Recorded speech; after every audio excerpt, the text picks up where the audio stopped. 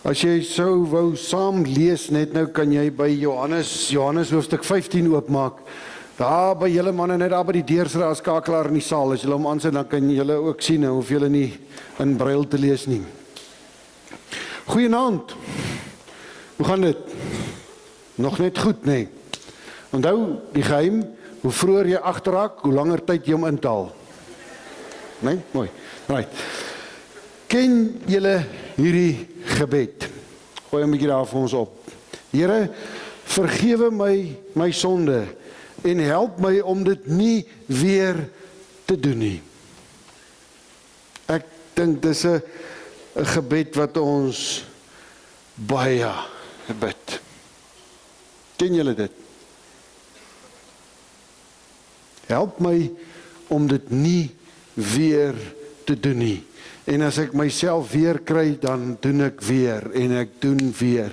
En dan pleit ek, Here, help my, en dan doen ek weer. En dan begin ek wonder, hoekom gaan my verhouding met God nêrens heen nie? Dit voel nie of ek groei nie. Dit voel nie of ek nader aan hom kom nie, want ek kry nie hierdie sonde gelos nie. En elke keer kom ek met dieselfde gebed. Ja, ek het al my sondagskoolseels elke jaar getrou gekry en is almal geplak in my boekie en ek kon belydenis van geloof aflee en ek sit Sondag vir Sondag in die kerk, maar voel of ek nêrens heen gaan nie. So ruk terug kom sit daar 'n student by my en sy sê vir my, sy's nou eers klaar met kerk. Dis nou erediens toe gaan. Mooi kind van die Here, maar sy's nou eers klaar met kerk toe gaan. Want sy gaan haarself nou afsonder in haar kamer of in haar woonstel, na Bybel vat, en sy het 'n klomp geestelike boeke gekry, en sy gaan dit nou lees en opswat. En as sy dit nou eers gedoen het, dan sal sy geestelik groei. Dan sal sy skuif nou van melkkos tot vaste kos, want sy moet net meer en meer kennis kry, en dan sal sy groei. Is dit geestelike groei? Om meer kennis te hê? Is dit hoe mens die verhouding tussen jou en God laat groei en jou en God so naby aan mekaar bring deur net kennis te kry en slim te word? Ek wonder. Ek betwyfel dit baie sterk vanaand. Kyk gou wat staan in Efesiërs 5 vers 1 en 2. Ek gaan hom vir julle hier opwys. Ons gaan nou by ons teks kom.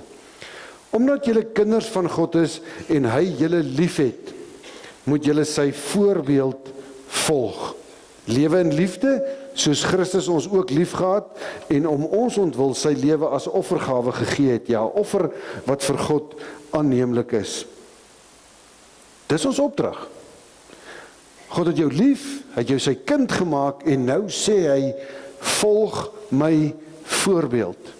Jesus se voorbeeld, nie in die sin van dat ek nou aan die kruis moet sterf vir mense in die wêreld red nie. Nee, daai deel het Jesus alleen gedoen. Maar volg sy voorbeeld om in liefde te leef. Met ander woorde, hoe hy gedoen het, hoe hy gepraat het, hoe hy gekyk het, wat hy gedoen het. Dis die voorbeeld wat ons moet volg. En dit is dan 'n offer. 'n Offer wat vir God aanneemlik is. Maar daar's nou nogal 'n verskil tussen 'n offer wat vir God aanneemlik is en 'n offer wat vir my aanneemlik is. En wat pas in my lewenstyl en wat pas in my redenasie oor die lewe en my politieke siening en my al hierdie goed. Groot verskil tussen dit wat ek wil hê en wat ek dink 'n offer is teenoor wat God sê 'n offer is. So dis my job. Ek moet Christus navolg in liefde en vir God 'n offer wees. So kan ek deur net kennis te versamel groei in my verhouding met God. Deur net kennis. Nee, verseker nie. Ja, kennis is belangrik. Natuurlik is kennis belangrik. Maar dis nie alwaaroor dit gaan nie. As al die kennis wat jy van God het en bymekaar gemaak het, nie oorloop in iets anders nie, mors jy eintlik jou tyd. En ek dink dis hoekom ons gefrustreerd is. Dis hoekom ons elke keer weer bid, Here, help my om dit nie weer te doen nie. Here, help my om nie weer te doen nie. Want ons sukkel met daai deel. Die teks vir vanaand, en ek dink dit is nogal 'n grondslag ding wat moet verander in ons denke. Johannes 15, is julle reg? Moet ek nog nie gesê nie, ek het al gesê, julle het nie geluister nie. Johannes 15, vanaf vers 1. Ek dink as ons hierdie reg verstaan, gaan dit vir ons makliker wees om te groei. Want dan gaan ons verstaan wat is groei. Johannes 15 vers 1. Ek, dis Jesus wat praat, ek is die ware wingerdstok en my Vader is die boer. Elke loot aan my wat nie vrugte dra nie, sny hy af. Maar elkeen wat vrugte dra, snoei hy reg, sodat hy nog meer vrugte kan dra. Julle is alreeds reg gesnoei deur die woorde wat ek vir julle gesê het. Julle moet in my bly en ek in julle. 'n Loot kan nie uit sy eie vrugte dra as hy nie aan die wingerdstok bly nie. En so julle ook nie, as julle nie in my bly nie. Ek is die wingerdstok, julle is die lote. Wie in my bly en ek in hom, dra baie vrugte. Want sonder my kan julle niks doen nie. As iemand nie in my bly nie, word hy weggegooi soos 'n loot en hy verdroog. Die mense maak sulke lote bymekaar en gooi dit in die vuur en dit verbrand. As julle in my bly en my woorde in julle, vra dan net wat julle wil hê en julle sal dit kry. My Vader word juist daardeur verheerlik dat julle baie vrugte dra en my disippels is. Net tot sover. So verstaan ons dit reg. Ek dink dit is crucial. Ek en jy is nie die wingerdstok nie. Ons is net die loot. Met ander woorde, ons is nie die belangrikste deel nie. Christus, wat die wingerdstok is die belangrike deel. Hy is die een waaroor dit gaan. Ek en jy is ingeënt in hom. So as ek dan bid en sê, Here, help my om dit nie weer te doen nie, is dit nie verwaand nie? Here, ek het hierdie sonde amper onder beheer. En as ek 'n bietjie hulp van U kan kry, then I've got this. Ek dink is nogal verwaand. So asof ek dink ek kan my eie geestelike groei bepaal. Asof ek dink ek is verantwoordelik om geestelik te groei. En as ek die metafoor reg verstaan van die wingerd en die loot, dan is dit nie my verantwoordelikheid nie. Dan is ek ingeënt op Christus wat sorg vir water, vir kos, vir alles wat nodig is, sodat ek kan vrug dra. Dis net die loot. So wie se verantwoordelikheid is geestelike groei? God se. God se verantwoordelikheid. Nie joune nie. Jy is net die loot. Ja, God roep jou. God maak jou sy kind. God spreek jou sonde vry van sonde. Hy maak jou heilig. Hy maak jou skoon. En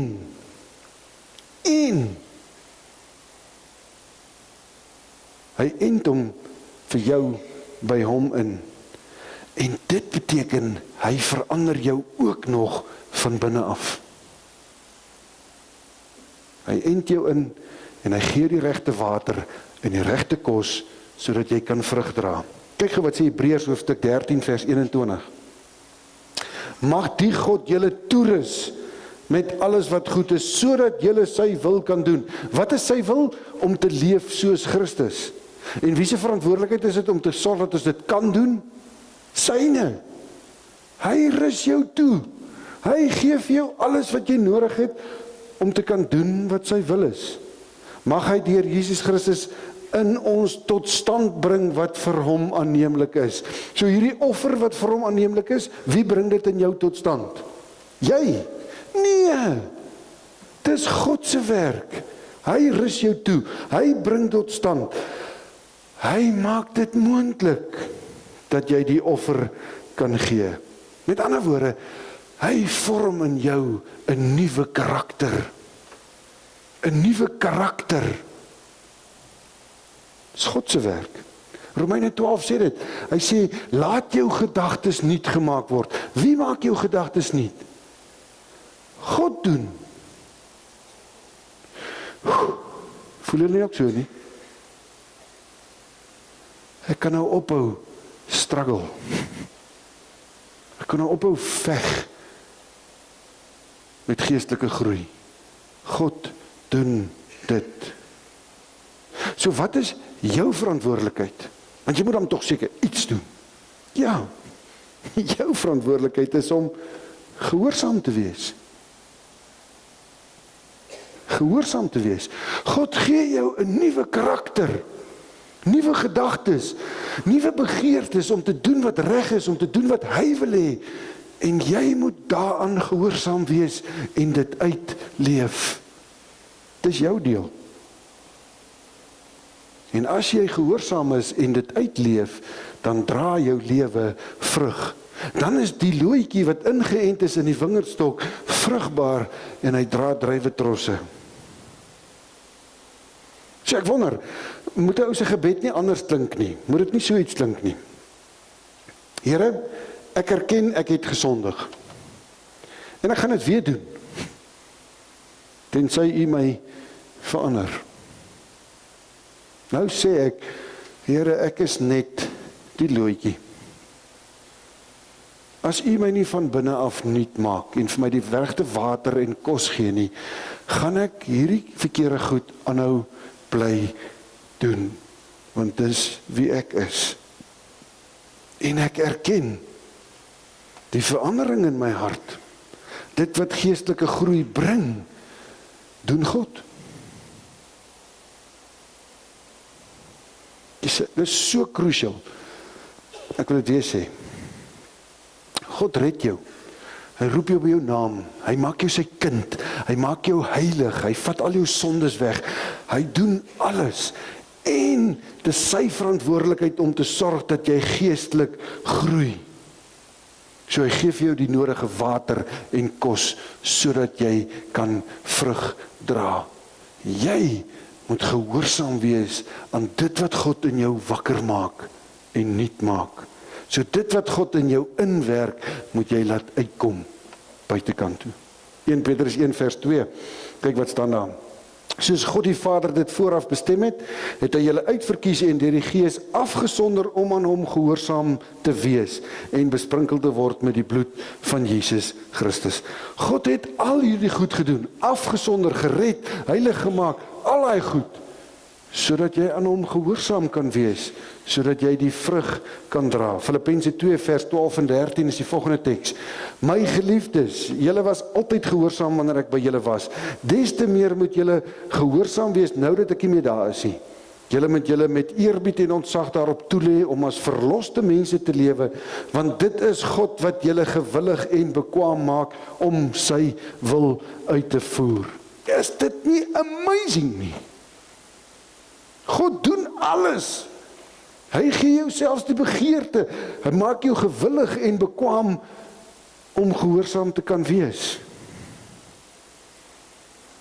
Hy gee alles.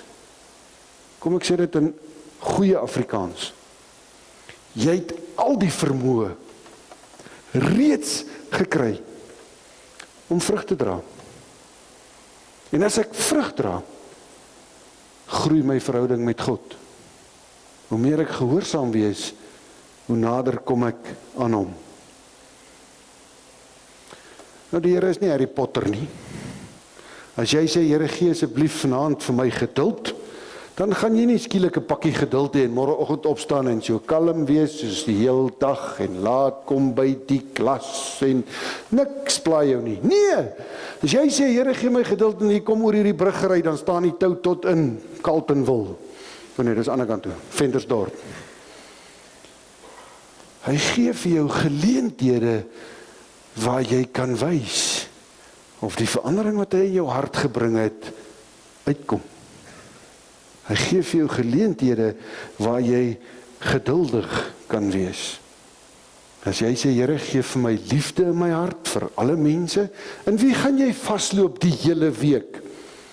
Die wat jy nie vanhou nie. Ja, en dan gee die Here vir jou geleentheid om dit wat hy in jou ingewerk het, te kan uitbring. As jy sê, Here, gee vir my vriendelikheid, wat gaan hy doen? Het is baie gevaarlik om te sê, Here, gee vir my nederigheid. Het is baie gevaarlik, want jy gaan dit dalk beleef as vernederend. Maar dis waaroor het gaan. In elke liewe situasie, in elke dag, kry jy geleentheid om te kies. Doen ek wat ek wil, en tree ek op soos ek wil, of is ek gehoorsaam aan dit wat God in my lewe begin verander het, en treetjie vir treetjie begin ek kies, om te doen wat hy vra. En as ek dit begin doen, en treetjie vir treetjie kies, kom ek skielik agter, maar nou dra my lewe vrugte. Kies ek my eie self, vloek, skel, raas, ons voor my inry, en, julle ken al die stories, of kies ek om gehoorsaam te wees, en dit wat God in my ingebou het. Jy kies. So geestelike groei is om meer en meer te word soos Jesus, in die manier hoe ek leef, in die vrug wat ek dra, en daaraan word ek geken. So wat is die vrug van die Gees? Galasiërs 5, jy kan dit daar gaan lees, hoe vinnig 'n paar sê, liefde. Liefde is nie 'n gevoel wat jy voel as jy voel 'n gevoel wat jy nog nooit gevoel het nie. Dis nie liefde nie, daai is verlief, dis iets anders. En dit kom vanself, of dit kom nie, dis gewoonlik die probleem. Liefde is 'n keuse wat jy maak. Ek hou nie van die mens nie, maar ek kies om hom lief te hê. Hoe anders kon God vir jou en my lief hê toe ons hom gehaat het en met klippe wou doodgooi? Hy het dit gekies. Ek sal vir jou lief wees. En as ek kies om iemand lief te hê, sien ek sy behoeftes. Sien ek sy swaar kry en ek doen iets daaraan. Ek draai nie my rug en loop nie, want dan het ek myself lief. Dis 'n keuse.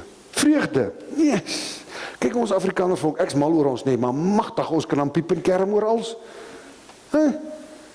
Dan soos mos die vreugde nie. Soos ek sê ek wil die vrug van vreugde dra, dan fokus ek op dit wat blymoedig is, dit wat nice is, dit wat vreugde gee in die lewe, dit wat ek het, wat amazing is. En ek geniet dit. En ek hou 'n slag op piep en kerm. Vrede. God sê ek gee vir jou vrede. Die ander kant van vrede is vrees. Ek leef in vrees vir alles wat dalk kan gebeur. Nou ek weet persoonlikhede doen dit. My vrou gaan altyd 'n bobbejaan agter die bult en dan is daar nog nie eens 'n bult in sig nie. Maar dit is 'n gawe, is 'n vrug van die Gees, 'n vrug van die Gees om vrede te leef. Met ander woorde, God te vertrou. Geduld. Ja, ek wens 1 Tessalonisense 5 vers 14 was nie in die Bybel nie. Want daar staan, jy moet geduldig met almal wees. As is 'n moeilike vers. Wil jy groei in jou verhouding met die Here? Wil jy nader aan hom kom? Wees gehoorsaam, want hy het reeds vir jou genoeg geduld, genoeg liefde, genoeg goedheid, getrouheid, sagmoedigheid, en so kan jy hulle almal noem. Hy het vir jou genoeg selfbeheersing gegee om dit te kan doen. Jy moet gehoorsaam wees en dit doen. Ek wil die laaste een oor iets sê, selfbeheersing. As jy jou lewe laat beheer deur jou emosies, het jy nie selfbeheersing nie. Maak dit sin? Manne, gaan ek dit weer sê vir julle. En die girls is ook daar, maar ons beskuldig altyd die girls dat hulle emosioneel is, maar ja. As jy jou lewe laat beheer deur jou emosies, is die vrug van selfbeheersing nie in jou lewe teenwoordig nie. En onthou waar ek begin. God het reeds hierdie goed vir jou gegee. Jy het reeds die begeerte om geduldig, liefdevol, ensovoorts te leef. Hy het dit gegee. Jy moet net kies om dit te begin dra, te begin wys. As 'n derde ding van geestelike groei wat ek net vinnig oor iets wil sê. Ons moet soos Jesus wees. En toe hy hemel toe gaan, toe gee hy die opdrag en sê, gaan nou en maak disippels. In ander woorde, ek en jy het 'n verantwoordelikheid om God se storie te vertel. Die goeie nuus vir mense te vertel. En dis seker die gevaarlikste ding om vir God te vra, maar ek dare jou, vra hom. Here, gee vir my 'n geleentheid môre waar ek die storie van u met iemand kan deel.